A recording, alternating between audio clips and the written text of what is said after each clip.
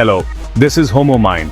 Let's learn together about manifestation of disease and restoration of health as organon of medicine. सबसे पहले symptoms.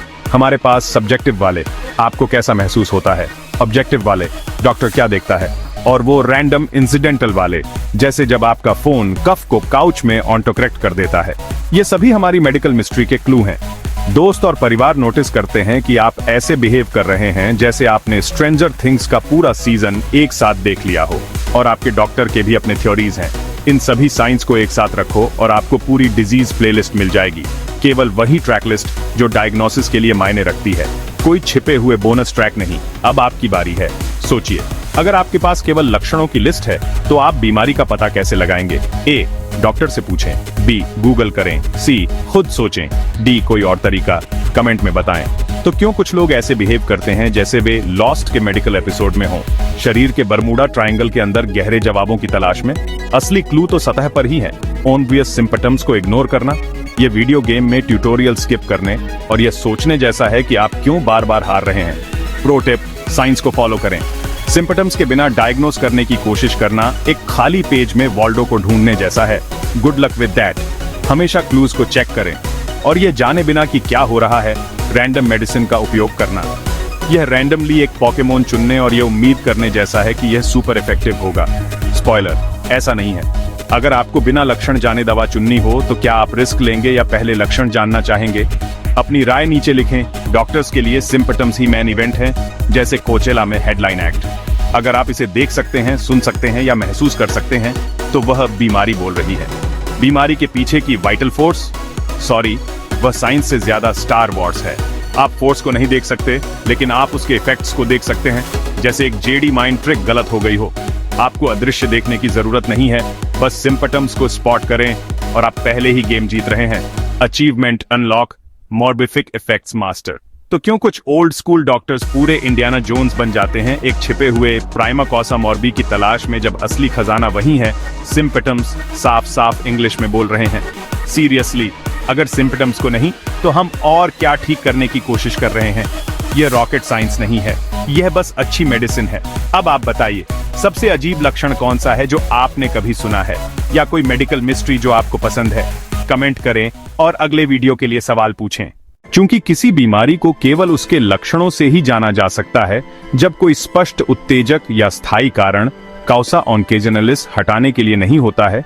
यह स्पष्ट है कि केवल लक्षण किसी भी संभावित मियाज़म और अतिरिक्त परिस्थितियों के साथ उपयुक्त उपचारात्मक दवा के चुनाव का मार्गदर्शन करना चाहिए। तो यह लक्षणों की समग्रता है जो बीमारी के आंतरिक सार यानी परेशान वाइटल फोर्स की बाहरी छवि को व्यक्त करती है कि यह मुख्य, यहाँ तक कि एकमात्र साधन होना चाहिए जिसके द्वारा बीमारी हमें आवश्यक उपाय खोजने की अनुमति देती है, एकमात्र जो उपयुक्त चुनाव का फैसला कर सकता है। संक्षेप में, बीमारी के हर एक मामले में लक्षणों की समग्रता चिकित्सक की मुख्य चिंता होनी चाहिए। उसके ध्यान का एकमात्र उद्देश्य इलाज के लिए उसके हस्तक्षेप से हटाने वाली एकमात्र चीज यानी बीमारी को स्वास्थ्य में बदलना। यह स्पष्ट है कि हर समझदार चिकित्सक सबसे पहले कॉसा ऑन्केजनलिस को हटाएगा। उसके बाद अस्वस्थता आमतौर पर अपने आप गायब हो जाती है।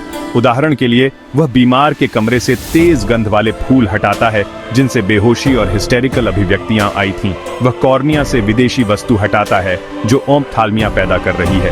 वह कसकर बंधी हुई पट्टी को ढीला करता है और ठीक करता है जो एक घायल अंग में गैंग्रीन का कारण बन सकती है। वह कटी हुई धमनी को खोलता और बांधता है जो शॉक का कारण बन रही है। वह उल्टी कराने वाली दवाओं से निगली गई बेलाडोना बेरीज आदि को बाहर निकालने की कोशिश करता है। वह शरीर के प्राकृतिक छिद्रों, नाक, गला, कान, मूत्रमार्ग, मलाशय, योनि में डाली गई विदेशी वस्तुओं को हटाता है। वह मूत्राशय में पथरी को कुचलता है। वह नवजात शिशु के इम्परफोरेट एनस को खोलता है आदि। आमतौर पर यह नहीं जानते हुए कि और क्या करना है, पुराने स्कूल ने हमेशा बीमारियों के कई लक्षणों में से केवल एक से लड़ने और जहां संभव हो दवाओं के माध्यम से उसे दबाने की कोशिश की है। एक दूरदर्शी विधि जिसे रोग सूचक चिकित्सा कहा जाता है, इसने उचित रूप से सामान्य तिरस्कार अर्जित किया है, न केवल इसलिए कि यह कोई वास्तविक भलाई नहीं करता, बल्कि इसलिए कि यह बहुत नुकसान करता है। एक अकेला लक्षण पूरे आदमी का एक अकेला पैर होने से ज्यादा पूरी बीमारी नहीं है। यह विधि और भी आपत्तिजनक है। क्योंकि यह एक विशेष लक्षण का इलाज एक विपरीत उपाय केवल एनाटियोपैथिक और उपशामक तरीके से करती है, जिसके परिणाम स्वरूप यह थोड़े समय की राहत के बाद पहले से कहीं ज्यादा खराब होकर वापस आता है।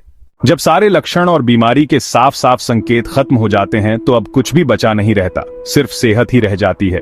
कोई भी तरीका आजमा लो, सेहत के अलावा कुछ नहीं मिलेगा।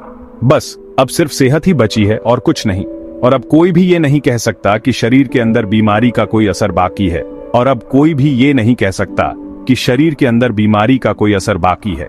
जब कोई अच्छा डॉक्टर आपको पूरी तरह ठीक कर देता है, सारे लक्षण और बीमारी के निशान चले जाते हैं और सेहत वापस आ जाती है, तो क्या कोई सोच सकता है कि बीमारी अब भी कहीं छुपी है? ये तो समझदारी की बात नहीं है। लेकिन पुराने जमाने के एक डॉक्टर हुफेलैंड ने कहा था, होम्योपैथी लक्षण तो हटा सकती है लेकिन बीमारी फिर भी रहती है।